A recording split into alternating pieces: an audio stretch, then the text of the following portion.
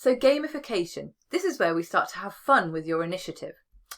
So gamification is applying the principle and mechanisms of games to activities that are outside of a game.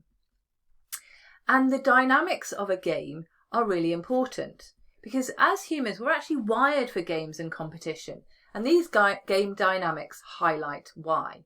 So these are some core values for us humans: competition, collaboration, collection, achievement, surprise, progress, and exploration. And points and leaderboards are really great ways of showing a direction of travel and improvement and visualising your initiative. Now, it's worth noting that competition doesn't work for all individuals. So perhaps it's better to choose competition between different offices rather than individuals, depending on what the challenge is, of course. Or if you're a small office, then you could have a collective office competition, so everyone's working towards the same goals. And that will help you to reinforce this sense of community and collaboration. And you could look at points for hitting certain targets, like increasing recycling, reducing single-use items, or using reusables. And what a leaderboard does is visualise what's happening and keep that competition alive.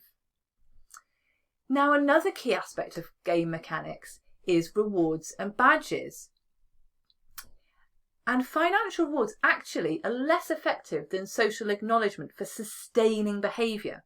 So there's a study, a behavioural economics study, that shows that where £20 was offered or a free pizza for a particular behaviour, the behaviour only lasted as long as the rewards did.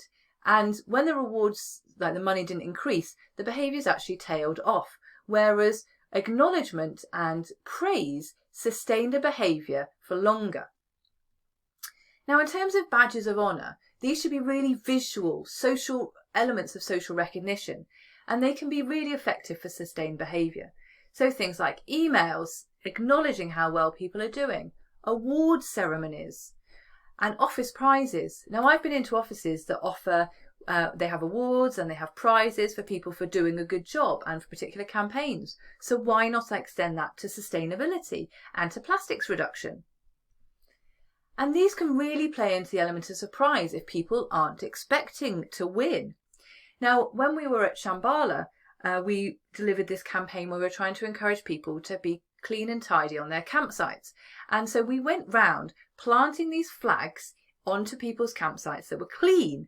And they said things like tidy tent hero or clean camp champ. And what happened was people were really proud of these badges of honour and they actually started carrying these around the festival, hence this picture here at the bottom right. And also then what happened is other people wanted them, so they were asking us, please come to our tent, come to our campsite, see how we've done. And also then people started stealing them, so these things had value to people, a perceived value. Now, progress is really important to demonstrate and keep people engaged. So we talked about this before a few weeks ago, where the head of sustainability at Unilever was saying about keeping people updated with what's going on. And that's through regular reminders and updates to highlight the progress. And highlighting all positive improvements is really important to show that people's behaviours are making a difference. And this is where you can also share the small wins to show that, it doesn't have to be that you've hit your target. It's the things that have really started to change. And you can create this like a mission with your target audience being the heroes. So your staff, they are making this happen. And you can emphasise how you need their help to achieve this goal and how they're going to make the world a better place, or your office a better place, or your bins less messy. Avoid at all costs guilt. And I think this has been highlighted before about don't make people feel bad. And the idea is that the way that you engage them is that they are going to finish this story with their action. So they are literally like at the end of the computer game, coming to the point of glory. And obviously you can celebrate the hero's actions to reinforce the behaviour within your team. And this person literally is becoming your messenger. Now, you might need to give people some guidance along the way, and it's fine for you to be their mentor, to give them hints and tips to really help this move forward. Now, let's have a look at how you apply this to your office place with the worksheet.